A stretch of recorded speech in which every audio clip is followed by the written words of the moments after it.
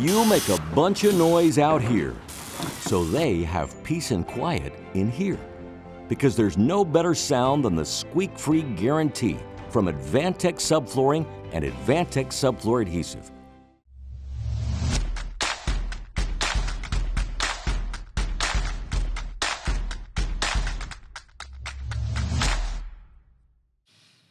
Hey, UnBuild It Podcast. Steve Basic here. Yeah, we got a treat today because we got rid of the Yoastie. Yeah, Peter Yost. We dumped him in favor of just a spectacular addition here. So I got Jake Bruton and Mr. Tim Hill. Tim Hill is one of the partners at Risinger Build, a builder extraordinaire. And today's topic, tips for young builders. Yeah, I would say tips for old builders too, because I know some old builders that could probably use a change, but we'll keep it tips for young builders at the moment. But anyways, welcome, gentlemen. Thank you, Steve. So, all right, Jake. Thanks for joining us today, Tim. I think it was a good idea for us to grab Tim. For this. Yeah. So do we make Tim open up the topic and say, okay, Tim, give us your number one tip. If you were talking to Tim at age 20, what would you tell him? Save your money. Save your money. Be ready for a downturn. How many downturns have you been through, Tim? Four. I think, that's for a young builder who hasn't experienced a downturn, because we really haven't had one, a significant one in a while, that if you look at a graph of economic times over the last, say, 50, 75 years, the downturns are relatively short periods of time, 2-3 years, right? Some shorter, some a little longer.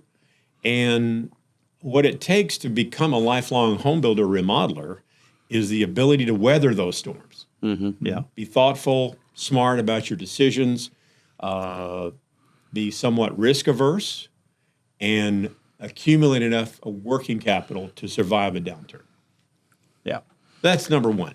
Do you have a rule of thumb for how much working capital to keep around percentage-wise? That's a great question. Let's assume for a second if your annual gross revenue, annual gross sales were, let's say, $5 million. I would certainly try to accumulate 10% of that over time. And more is better. Certainly $1 million would be better. That takes a long time for a young builder to accumulate that kind of capital. But that's the business's capital. That's not your capital. That's right. That's one of the biggest things that you need to remember. That's a great second piece of advice for young builders is assume that your company is an independent entity and not your wallet. Yeah. Because too many builders treat their business as if it's their own personal wallet to spend as they need to, and it's not. It's a separate business that supports you, your family, your employees, and just treat it as such. I think back, I had a really good friend that I literally grew up with that was a builder. And you want to talk about like the worst financial practices. This guy would get a deposit on a project for, say, $50,000. And he'd go out and buy 3 brand new snowmobiles. Oh. Right? Like it wouldn't even go towards a project. He would just consider, okay, I put it in my bank account. I got $50K now. Yeah. Let me go spend it. And then at the end of the project, yeah, you guessed it, he's like looking for the next project to get the deposit to pay for the remainder of the first project. Right. We can get in the weeds really quickly here and how to manage finances. But effectively, treat each job as its own separate account. Each project you don't have to open a separate bank account for each project, but you have to keep an accounting of each project. And that balance in that account or sub-account should always be positive enough to pay for the bills on that job for the next 30 days. And when you get to the point where that begins to dwindle, draw more money from the client to make sure you've got enough to last another 30 days, and accumulate your profit along the way. Set aside, a good chunk of that profit toward working capital and use the rest to pay your payroll and yourself. I think along with that set of tips, like the biggest asset for my business was learning how to talk about finances with clients, being comfortable talking about money with clients, both from a like, this is what it's going to cost, to this is how you're going to pay me, to this is what the problem is, to every aspect of the financial part of it. I never had a problem explaining this is how we're going to build your house. When I first started out, had a real hard time like holding my hat in my hands going, it's going to cost $500,000 to do this. I felt like a butthead telling people that for some reason, like it was my fault that things were going to cost money. It took me a really long time to get past that and to understand I just need to tell people how it is and handle it like a business transaction, because it is, and quit making it some sort of emotional thing where it's like, I feel bad that they're going to spend money. They're asking to spend the money. No question. And most successful builders have found that the best way to gain the confidence and trust from a client is to explain to them how your business model works so that they see how you make money and they see that you're not making half of what they're paying you. I mean, obviously, it's another topic and another day that we could talk about what builders make, but we all know it's fairly meager relative to the volume of dollars we put through our companies. You know, at the end of the day, we may be good to make 5-6%. Yeah, if we were waiting tables, it would be a piss poor tip. Yeah. Right. But some of those clients are lawyers who have no problem charging what they charge to make the money, but yet they question. But getting back to your comment, Jake, I've sat in on tons of meetings with builders to reveal the initial budget or whatever. And the one thing that I would say out of there is that, you know, clients are like sharks. They can smell the blood. Like if you're afraid, they go right after you. Well, oh, can we add this to this? And it's like you're already in fear of the number that you're giving them. And they add to that fear because they think it's going to be favorable to their conditions. And the successful builders are the ones that just kind of slide the paper across and say, you know, I know you were expecting 800,000. We're at 925, but let me explain why we're there. Right. And then they go through the numbers, and lo and behold, most of the time the client says, okay, I understand that, but I still want to do this. So would that be at like 950? And then we end up spending even more money. Right. But knowledge is, and the anti-fear aspect of sitting there and saying, I'm a businessman just like you. You want something, you want to pay for it. I need to build you something. I need to make money for it. Right. And be in command of the numbers. You need to present it as these are the factual numbers based on discussions with these people, based on estimates and takeoffs on these documents, so that they understand that the numbers you're putting in front of them don't have a lot of fluff. It's not this magical formula for charging them an exorbitant amount of money. They need to see that it's a tight budget and reflects real work, real documents. You know, one of the failures I've seen some builders do too. One of them actually is a really good friend, and I kind of scolded him when we walked out of one of our first meetings together because he gave the price to the homeowner. The homeowner kind of hemmed and hawed at it, and he said, "Well, let me see what I can do. You know, I'll go sharpen my pencil." And we walked out, and I was like, you know, that was probably the dumbest thing I've ever heard. And he's like, what do you mean? He goes, I'm just trying to help them out. I said, you gave them a price, and then you're basically telling them, I'm lying to you. I can probably do it for less. Yeah. Like the price is the price. Give them the price and stand there. If you want to change something, you either need to get more money or change the scope. Well, that's the only way that number moves. And as a young builder, I used to come to that initial meeting having already went through the budget and tried to be like, okay, well, they can't afford that. I need to see where I can trim. And then you have that meeting, and then they want you to trim more, and you've already taken everything that you possibly could take out. Yes. You've already trimmed every bit of fat that there was on it. You've already given everything you possibly could, and then they want more, and then you've already hosed yourself for anything that could have possibly been to begin with. All wiggle room is gone at that point. What they really appreciate are value engineering exercises, and that throws it back on them to say, here's a way to value engineer your budget by you understanding the cost relative to the value of these different components and different aspects. And if there's something that's similar to what you think you want that is half the price, would you be interested in pursuing that? That doesn't say anything about what you're charging them for your profit, your fee, your management. It just says that the features and finishes that are in their house could be value engineered if they want to do that. Because that's you recognizing that you're not the bad guy, that they're spending money. And that so many times they're like, well, this is too expensive because of you.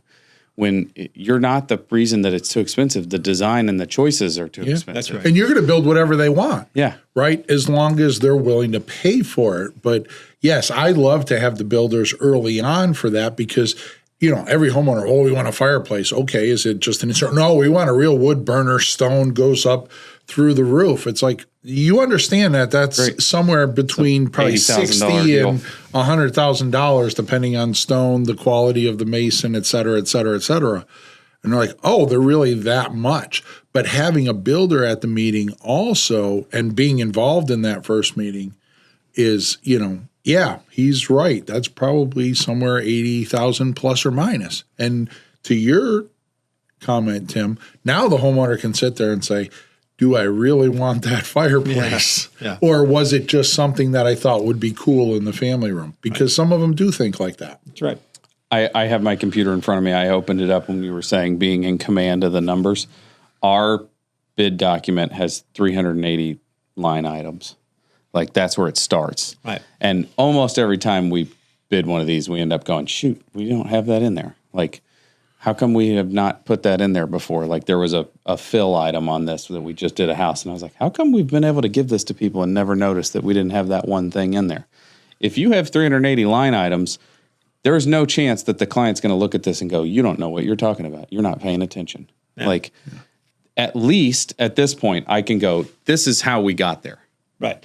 I think building the house graphically in front of them helps them see and quantify all the different things that go into it.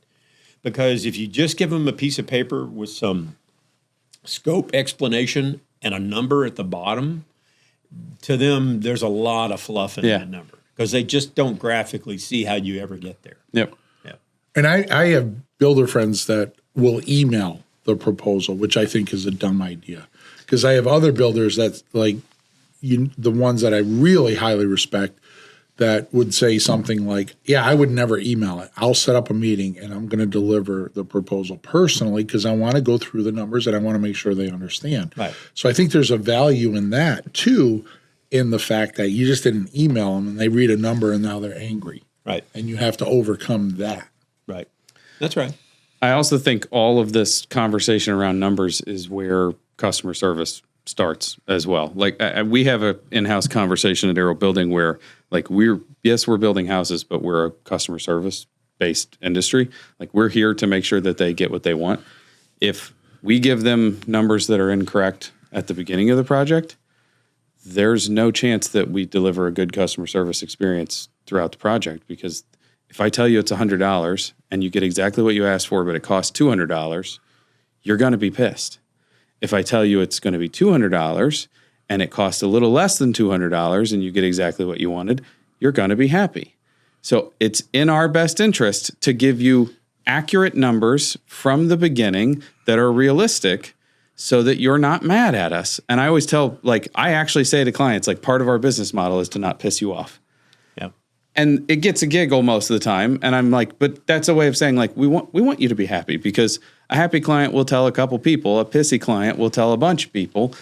We don't do any paid marketing. We need you to tell people nice things. Bad news travels exponentially faster than good news. And the first way we screw up the whole project is by getting you to sign a contract with incorrect numbers. It's hard for young builders because when they're interviewing with clients or going through the quote unquote bidding process, which I would try to avoid if I were a young builder, they don't have the reputation to present to the client and say, this is the strength that I bring to the table. I've been doing this for 20, 30 years. They don't have that. So they feel compelled to compete on price. Mm-hmm. And so they're constantly wishfully thinking that this thing would cost less than it does so that they can present something to the client that's attractive compared to the people that they're the other builders they're I did that for a long time. With. That's right. And so that you just have this subconscious or sense of trying to get the numbers lower than they actually should be. Don't do that. Again, like you said, Jake, realistic numbers. Look back on the experience that you have based on the last 2, 3, 4, 10 jobs that you've done. Realize, I thought it was going to be this. It ended up being 20% more than that. So why would it be not 20% more this time than I'm thinking it should be? And that's very subjective. It's hard to figure all that out early as a young builder. But just understand that go with your gut. Don't go with the pressure, or don't yield to the pressure to make it lower than it should be.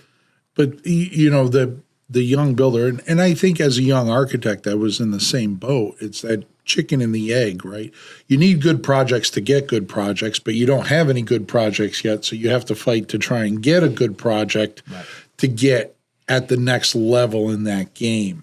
Yeah. And, for me as a young architect, I would always say, okay, I don't pay for ads or marketing or something. If I took a little hit on this project, and I'm not saying it's the best business practice, but that allows me to do a really good job on this project. And then the thing I have to do now is use that project to propel me into the next level and get in there. But from a builder's standpoint, or my tip for a builder would be, like, if you're charging full price, do your best job, because if you're charging full price, then the homeowner is going to be using good materials and, probably a good design, and you're going to end up with a good project. And then you're going to have something that you can now compete with other people. If you're always going and sharpening your pencil and shaving numbers off of this, then you're not using good quality materials probably, because you're sacrificing that. And then you end up with a project that really isn't a marketing tool for you now. That's right. And that's another piece of great advice, is don't take projects just because you feel like you have to. Right. If they're not something you can hang your hat on and be proud of, don't pursue them. Yep. Because they're just going to be a waste of your time, and they're not going to be profitable enough to be worthwhile.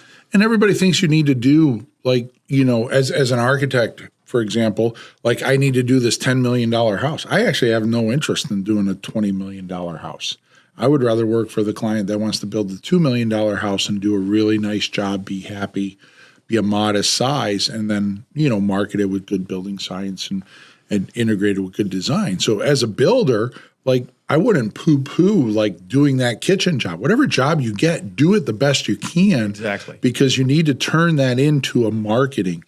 And I know, you guys are probably not as far along as other people in social media, but social media is a great tool for a young builder, especially if you're doing a really good job. And don't get caught up in documenting the final picture. There's millions of pictures. Go on Pinterest. We can find pictures of great cabinetry everywhere. But what I think homeowners, potential clients would want to see is, what is your process? Hey, look at today, we're here. Or look at the end of the day, fan across the job site. We leave our job sites nice and clean. We treat our clients with respect. Give the clients the food that they want to eat.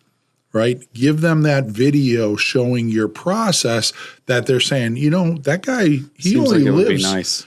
down the street. He seems like a nice guy. Look at the job site's all clean. I don't have to worry about Johnny and Sally stepping on a nail at the end of the day because there's boards everywhere. The yard is cleaned up, or whatever the case is. But there's tools to market yourself and put yourself in great light. Yeah. Our good friend Matt is a master, and always has been since I've known him. 20 years, I guess now, in recognizing that every day there's something interesting going on the project. Yeah. And we get so caught up in the day-to-day deployment and procuring and pushing the progress, the schedule, the budget, that we don't stop and look at the individual parts and pieces that are going together and the great craftsmen that are doing the work.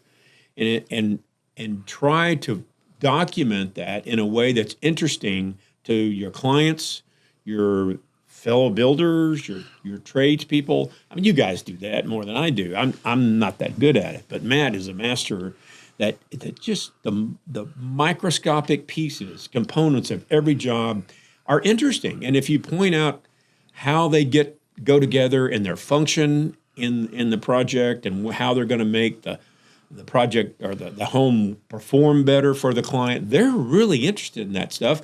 And they say your enthusiasm in it, and it speaks to how they may want to tap into that enthusiasm to get a better product out of you. And Matt does. He has a really great ability to tell a story. Right. Like he can find anything.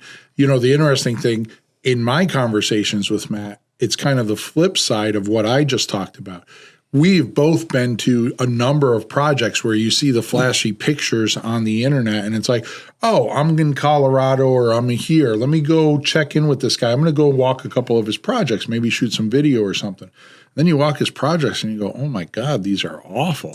Like the pictures from 30 feet away are really good. But look at this window, like the miter is opening up. What a poor installation on the window. It must be racked or so, whatever the case is. But you look at it and you realize this really isn't a really good builder. And I think as a young builder, I would say go out and visit other projects. Call an older builder in your town and say, hey, do you mind if I just come and walk around with you for an hour and look at your projects? And I think this was an eye-opener for Jake. When you go and you see other people, you realize you're probably just as good as they are. And you realize that where you had them on the pedestal, that pedestal really doesn't exist. Yeah. Right? We're all working hard. We all have the same problems. We all have the same client relationships that we have to fight through. But you also learn that, you know, I always thought, well, that person's got it really figured out. And then I talked to another builder and like, oh, I hate working with that architect. Oh my God, it's a mess. And I'm like, I thought they had their stuff. Oh, they don't have anything figured out. And I was like, you know, there you go. And it's like when you come to understand and get out of your bubble, I think you understand the world a little better and your position in it. Yeah. Well, the beauty of doing these podcasts and the videos that you guys do is for other young builders to recognize that we're all just struggling day to day to do the best we can and follow the pursuit of this oddball business that we're in. It's not, you know, what you would think of as, at least when I graduated from college, there was absolutely no call for a home builder as a profession. It just wasn't. It was something that people just fell into. Mm-hmm. You know, they worked with their hands. They were framers.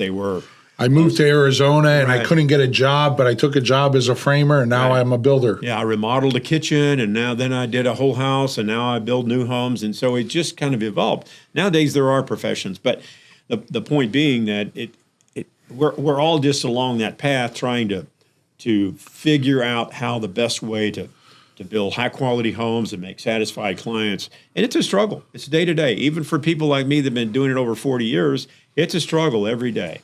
And we all share that. And I just encourage young builders to learn from people that have been doing it a while, present the most professional face that they can. And again, don't compete on price. Okay, I have another really big one that took me forever to learn. Saying no is sometimes the best thing you can possibly do.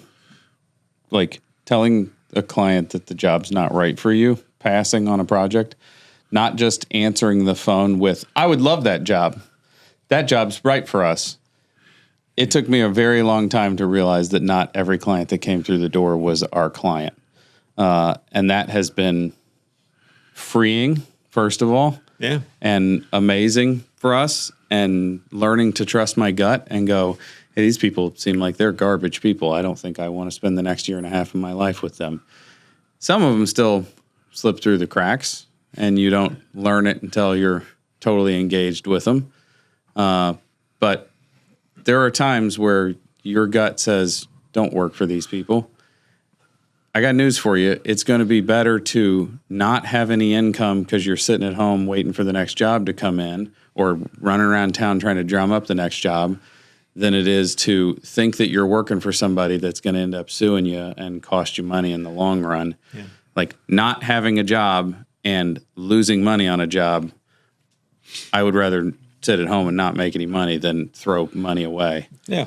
You know. Yeah. We've all had those jobs where you wish you'd never taken them. And again, those are learning experiences. Everybody's going to have one, whether you try to avoid it or not.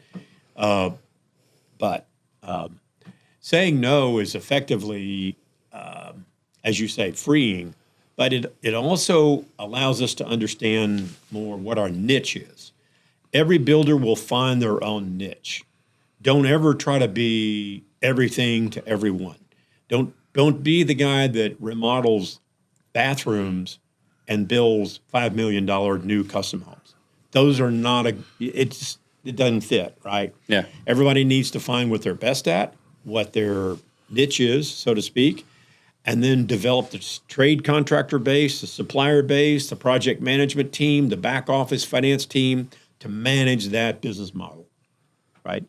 And so if you get a client who calls and says, I need you to remodel my kitchen, but you've just finished $3 to $5 million homes,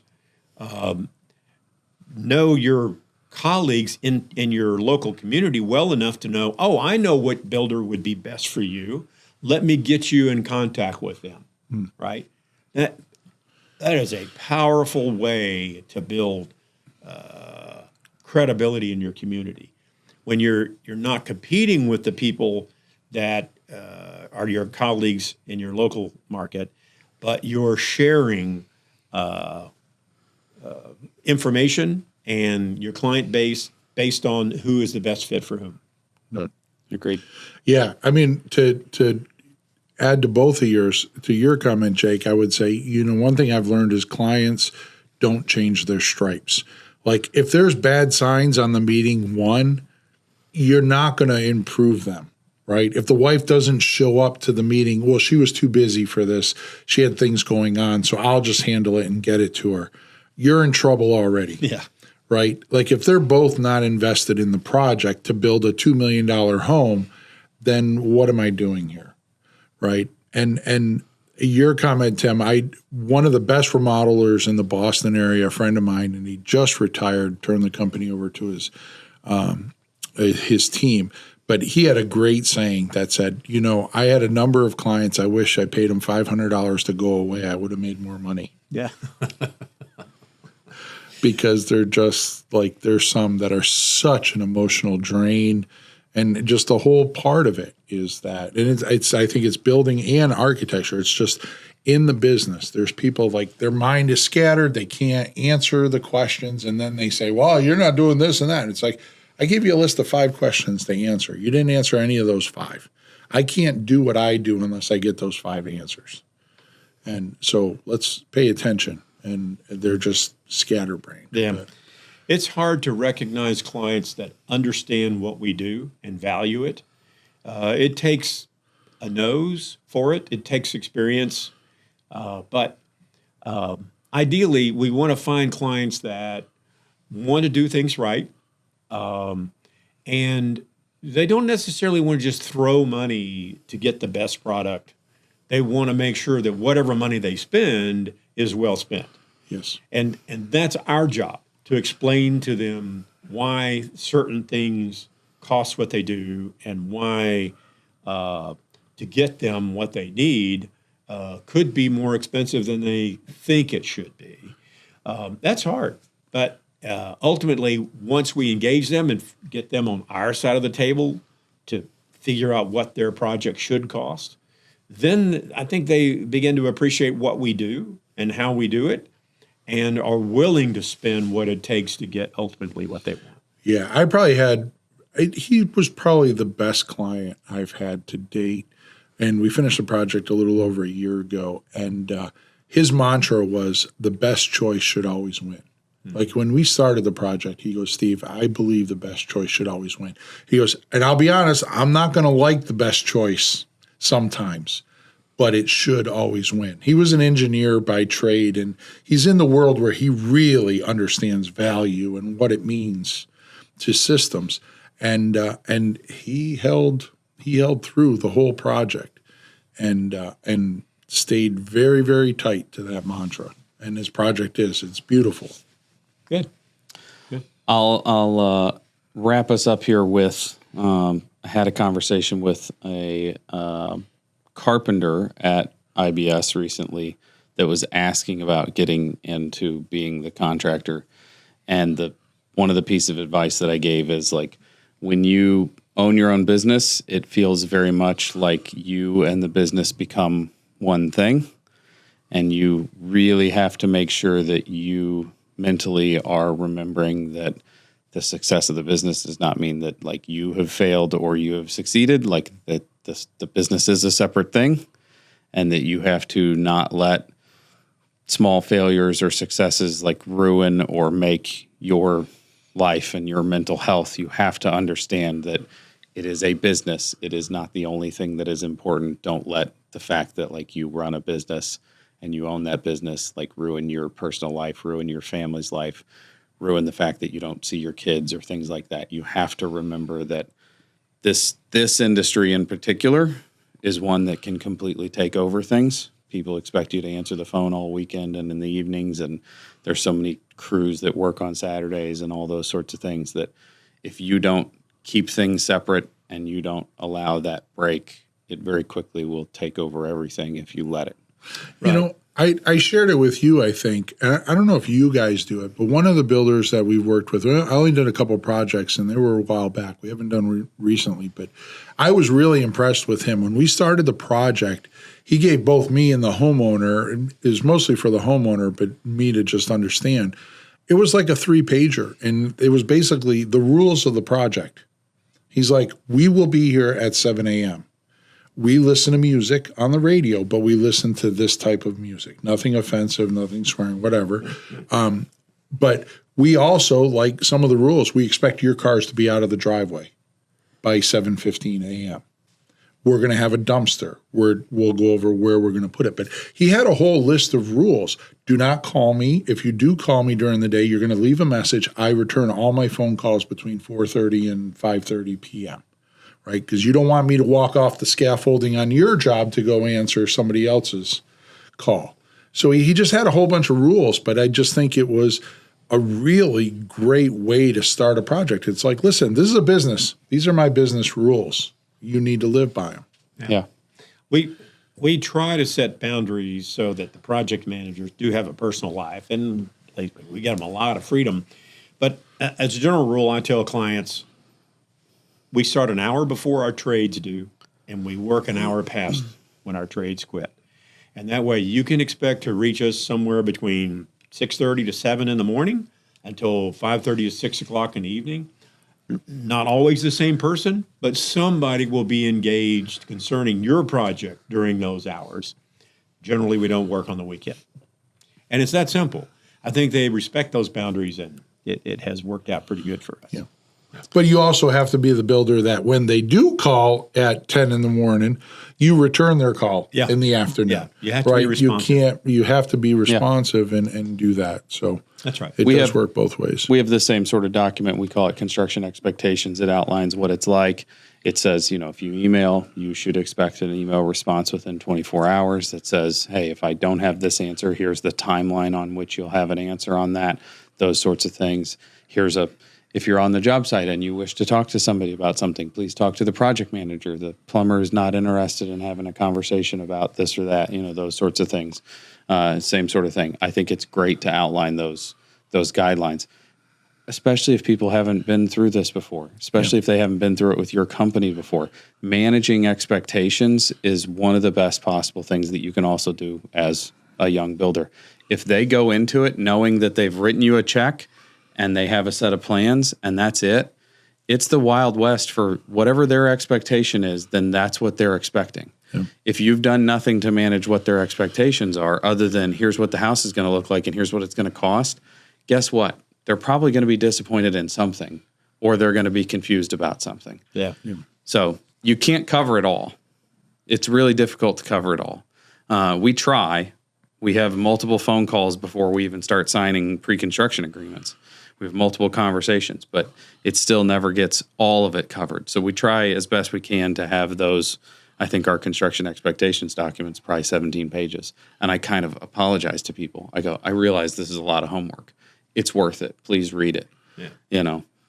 But managing expectations is one of our biggest jobs. It is. It is. So, And it's the one that it's the one piece of what we do that carries beyond the project, right? Building your reputation and managing those expectations. It's what the homeowner takes with them. It's what the homeowner, when they throw their Christmas party, it's like, oh yeah, John Smith Builders did this kitchen. You should give them a call. They were really great to work with. Yeah. Blah, blah, blah. yeah. When there's a little problem that arises, and there always is, if the client says to themselves, oh yeah, they told me this might happen, or they told me this was an issue, or This they told me potentially how to- happens. They It told me can how to happen. deal with this. Yeah. That makes you the hero. Or they told me to call if there was any problems, That's right. Yeah, you know. So, Good. This is great, guys. this is great. I do have a piece of advice for our crowd today. You know, they say tequila doesn't improve your life. And I think it's worth a shot. Tim, I don't know if you listen to the podcast, but you're not supposed to laugh at these. You're not supposed to encourage it. These guys hate it, but everybody writes in and tells me how much they love my jokes. So I love Steve, and I feel compelled to laugh, whether it's funny It was or a not. sympathy laugh, I think is what Tim's trying to say. hey, I'll take it any I'm way going I to can thank get Tim it. for being on the podcast and giving sympathy laughs. If you have questions or comments, or if you want to add to the advice, maybe if we get enough other tips, we would do another one. Questions at unbuilditpodcast.com. Why don't we simply ask? I mean, we've done tips for builders, tips for young architects, young builders. If you're a builder or an architect out there, or a homeowner that has worked with builders to say, hey, builders should do this, write in what those tips are. And we could do a podcast where we read off the 10 tips that we got from the audience. Okay. Anyways, there you have it, folks. Unbuild It Podcast special event with Tim Hill. Have a nice great day.